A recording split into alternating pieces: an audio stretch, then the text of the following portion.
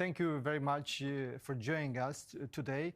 First of all, I would like to ask you about what is the danger for Belarus right now. We saw the arrival of the Wagner group in Belarus. We don't want really know what to expect. Will Prigojin himself come to Belarus? How many Wagner mercenaries will be stationed in our country? What are they going to do? We don't know actually. We have really limited information. Lukashenko might try to use them for suppressing democratic forces. Lukashenko might use them to blackmail, for example, and provoke the West. There will be very soon NATO summit in Lithuania, so we could wait some provocations on the borders, for example. But this is a very dangerous escalation which drags our country in Russian orbit even more. And not excluded that they will be training Russian soldiers, for example, on our territory for fighting against Ukrainians. But what I know for sure is that Prigojin thugs are not welcomed in Belarus, that we don't want them to be on our country, we don't need them. Does the population of Belarus have the power or resources to fight against Lukashenko and these Wagner groups? Belarusians don't have much space to resist. The whole movement went underground at the moment, and any protest can land you in jail for years and years. And this is a real terror in Belarus at the moment. Every day, 15, 20 people are being detained, and repressions haven't stopped for a single day since 2020. But even in such atmosphere, people find energy to fight, to show their position. We have many activists, volunteers, journalists on the ground. There are active groups of cyber partisans who hack state institutions. Of course, we can't say that our resources are enough, but we try to build structures. And of course, we need international support from the EU and other international organizations. And now the Belarus crisis is not only about our country, it's about the entire region. And this situation is the lesson for everyone. If you don't stop tyranny on time, it is growing and becoming dangerous for everyone. So we waiting from the West that powerful democratic countries will impose devastation sanctions on Lukashenko's regime, but also supply democratic forces of Belarus.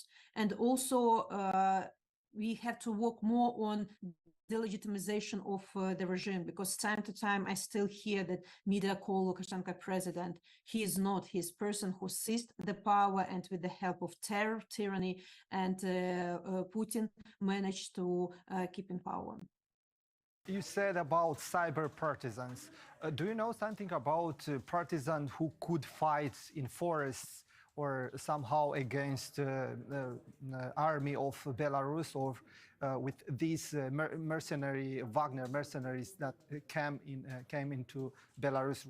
We have partisan movement in Belarus. It's started to act when the war in Ukraine happened, and partisan disrupted railways to stop Russian troops, Russian equipment going to Ukraine. What will be the next trigger for activity of partisans, we don't know. But also simultaneously we understand that the strength of partisans is not enough to stop Wagner groups from violence. We really don't know what they are going to do on our territory. But just imagine perception of Belarusian people when they know that murderers, rapers will go around our country and do whatever they want. And actually, I suppose that Lukashenko maybe wants Wagner groups to protect him from people, but this situation can have different development. Prigojin can use Lukashenko in some case, or Lukashenko on the order of Putin will get rid of Prigojin. We really don't know. What I know for sure is that three people, Putin, Prigojin, and Lukashenko, have situational relationship. They can't trust each other, and at any moment each of them can betray another person. How many partisans, could you tell me right now, are in Belarus? How big are these groups? We don't know, of course, the exact number, because its partisans are ordinary people who self-organized themselves in partisan movement. Maybe there are thousands, maybe hundreds. We actually don't know. About 80 partisans have been detained since this railway railway sabotage, and people are facing 25 and more years in jail, and some of them can face death penalty.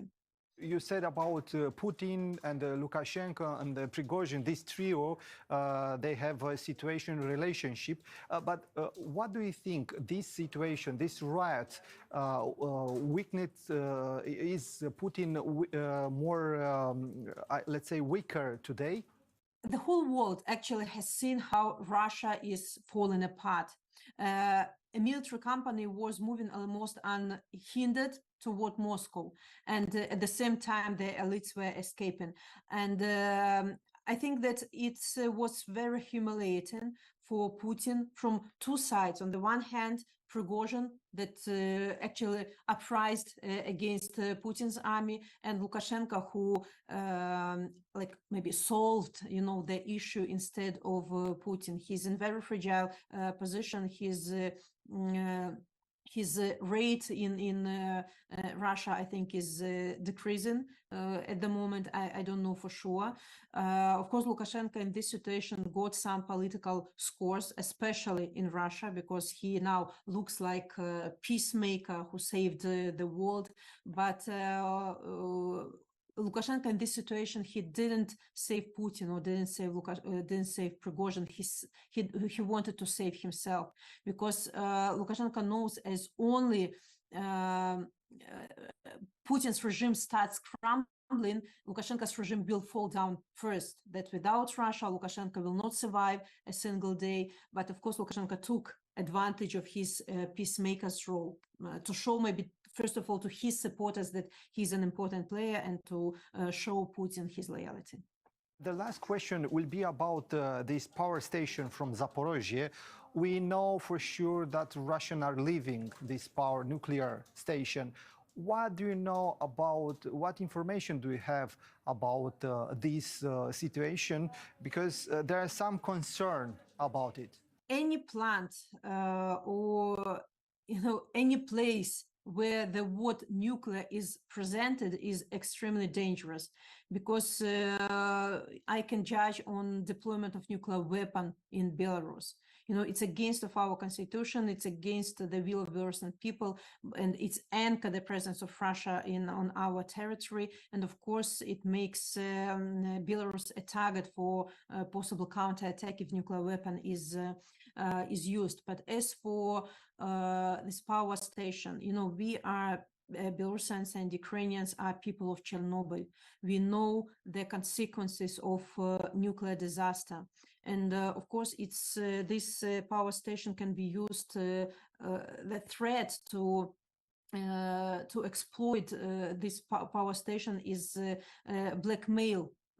Is way to blackmail Ukraine and Western countries, and of course it can bring huge damage to ecology and actually to infrastructure, not only of Ukraine and Belarus, but also for the whole world. We saw what happened in Kakhovka, and now we are concerned about what Russia could do in this nuclear plant. What I see is that Kakhovka happened no strong reaction from powerful Western countries. Now is threat to this nuclear plant, threat to Belarus. And until democratic powerful countries will show that we have teeth, we have tools and instruments to influence your decisions of dictators, they will feel impunity. All this silence is perceived by dictators as weakness. So in these situations, we need really strong and decisive reaction of powerful democratic countries. That political isolation, economic sanctions, strong messages that all your actions will not be perceived as they are. you know, that you will have responsibility for this, that you will be brought to accountability for your actions. But of course, you know, now we see that there are no enough instruments to stop this blackmailing, to stop these threats, and as I said, it creates the feeling of impunity from dictators. Thank you very much for the interview. Thank you.